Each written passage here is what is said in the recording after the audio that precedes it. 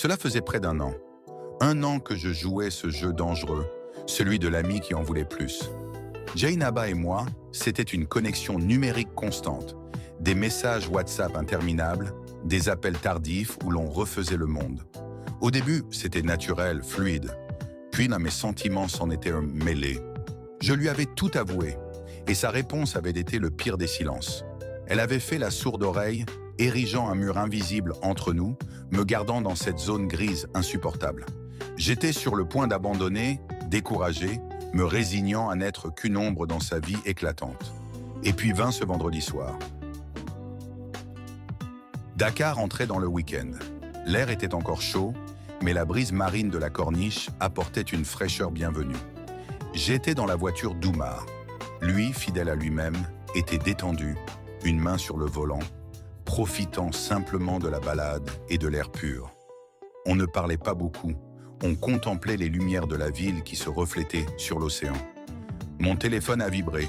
J'ai jeté un œil distrait, m'attendant à un email pro. Mon cœur a raté un battement. Jainaba, c'était irréel. D'habitude, c'était toujours moi qui initiais le contact, moi qui cherchais une miette d'attention. « T'es où ?» disait le message. J'ai senti le regard d'Oumar sur moi, sentant mon changement d'attitude. Je répondis rapidement. « Sur la corniche, pas loin de chez toi justement. » Sa réponse fut immédiate, tranchante. « Je veux te voir. » Mon sang ne fit qu'un tour. Je tapais un « OK » hésitant, pensant à une rencontre rapide, un café peut-être. Mais le message suivant fit basculer la soirée. « Non, dans un lieu où on sera seul. » 1000 pensées négatives m'assaillirent. Pourquoi maintenant? Pourquoi cette exigence de solitude? Était-ce un piège, un test? Mais malgré la méfiance, l'idée me plaisait, terriblement. Le désir, refoulé depuis des mois, refit surface avec violence. J'ai montré l'écran à Oumar. Il a juste souri, ce sourire complice qui disait « Enfin ». Elle envoya sa localisation. « Suis le GPS », dis-je à Oumar. Nous l'avons récupérée. Elle est montée à l'arrière, magnifique, une aura de mystère l'enveloppant.